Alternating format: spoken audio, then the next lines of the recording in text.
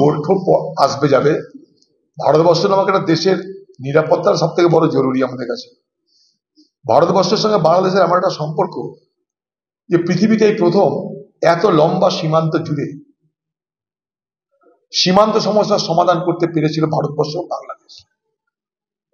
এরকম উদাহরণ নাই যে 4000 কিলোমিটারের সীমান্ত, সেই সীমান্তকে স্থায়ী রূপ দিয়ে বিতর্ক ছাড়া মেনে নেওয়া এ ইতিহাস ভারতবর্ষ পৃথিবীতে না।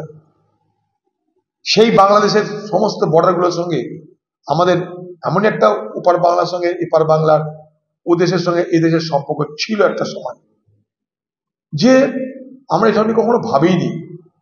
কিন্তু আজ কাঁটাতারের বেড়ার কথা আসছে, আজ সীমান্তে সতর্কতার কথা আসছে। তার কারণ একটাই, যে এই সীমান্তের দুই পারে যে জনগোষ্ঠী, সীমান্তের দুই পারে যে রাজ্য, যে রাষ্ট্র, সেইখানটাই সম্পর্কে বড় চির ধরে গেছে। যখনই আমার প্রতিবেশী রাষ্ট্রের সঙ্গে সম্পর্কের চির ধরে যায় তখন বিপদ পড়ে। কারণ এই সম্পর্কের অবনতির সুযোগ নেওয়ার জন্য হাইনার দল বসে আছে। একটা হাইনার নাম চীন, আরেকটা হাইনার নাম পাকিস্তান। এরা সুযোগ নেওয়ার জন্য বসে আছে। তাই তারা চাই যে ভারতবর্ষের যে পূর্ব সীমান্ত, পূর্ব এলাকা বাংলাদেশ, সেখানটাই আরো বেশি নিরাপত্তার ব্যাঘাত ঘটুক। এটা আমি আগেও বলেছি, আজও বলছি।